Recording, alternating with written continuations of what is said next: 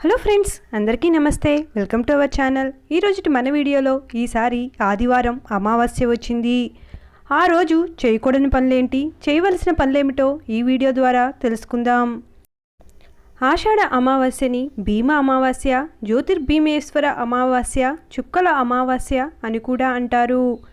ఈ ఏడాది ఆషాఢ అమావాస్య ఆగస్టు 4 ఆదివారం వచ్చింది. ఆషాఢ మాసం ఆదివారం అత్యంత పవర్ఫుల్ అని చెబుతారు పండితులు. ఆషాఢ అమావాస్య ప్రాముఖ్యత: దక్షిణాయనం మొదలైన వెంటనే వచ్చే తొలి అమావాస్య ఆషాఢ అమావాస్య. అందుకే దానికి చాలా ప్రాధాన్యత ఉంది. హిందూ మత గ్రంథాల ప్రకారం ఆషాఢ అమావాస్య రోజు పితృతర్పణాలు ఇస్తారు. ఇలా చేయటం వల్ల వారి ఆత్మకు శాంతి చేకూరుతుందని, తద్వారా వంశవృద్ధి జరుగుతుందని పండితులు చెబుతారు.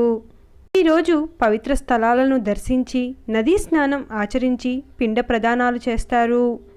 ఈరోజు పెద్దల పేరుతో చేసే దాన ధర్మాల వల్ల వారికి జనన మరణ చక్రం నుంచి విముక్తి లభించి మోక్షం పొందుతారు.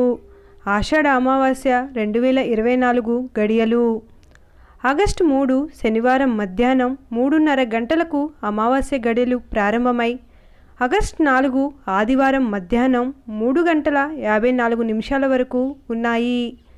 పితృదేవతలకు తర్పణాలు విడుస్తారు కాబట్టి సూర్యోదయానికి అమావాస్య ఉన్న రోజే పరిగణలోకి తీసుకోవాలి. అంటే ఆగస్టు 4న ఆషాఢ అమావాస్య వచ్చింది. ఆషాఢ అమావాస్య రోజు ఏం చెయ్యాలి? ఈరోజు పవిత్ర నదుల్లో స్నానమాచరించాలి.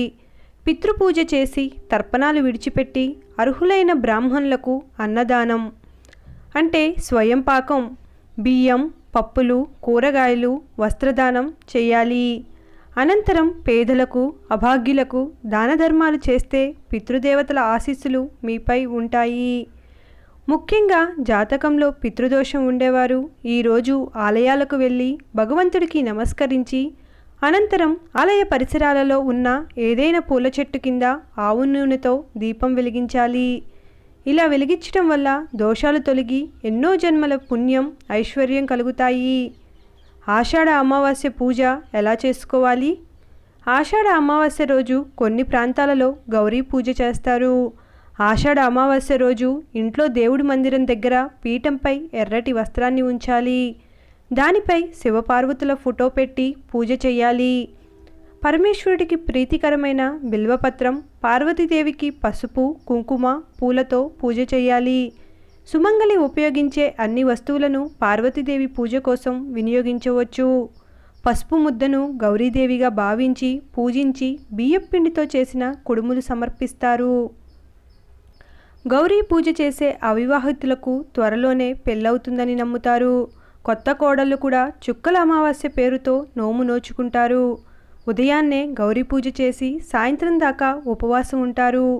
ఈ సమయంలో అమ్మవారి ముందు 100 చుక్కలు పెట్టి వాటిపై 100 దారాలు ఉంచుతారు. వాటిని దండగా అల్లుకొని మరుసటి రోజు ధరిస్తారు. దాన్ని కట్టుకుంటే శుభాలే జరుగుతాయని నమ్ముతారు. అమావాస్య గడియలు ముగిసిన తరువాత ఆ సుమంగళి వస్తువులన్నీ ఎవరైనా ముత్తైదువును పిలిచి బొట్టు పెట్టి అందించాలి.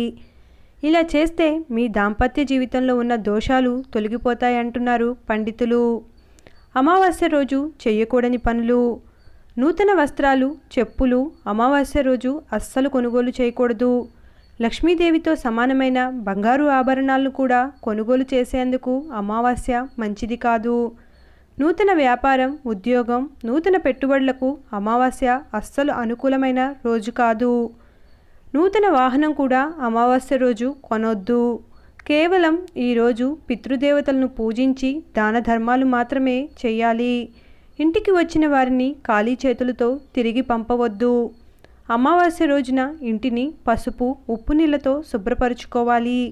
ఇంట్లో చిన్నపిల్లలు ఉంటే వారికి దిష్టి తీసి నీటిలో వేయాలి. రోడ్డు మీద పడేయకూడదు. అది వేరే వారు తొక్కితే ఆ పాపం మనకే వస్తుంది. ఇంట్లో అందరూ కాలికి నల్లదారం కట్టుకోవాలి. Thanks for watching. ఈ వీడియో కనుక మీకు నచ్చినట్లయితే please like, share and subscribe to my channel. Thank you.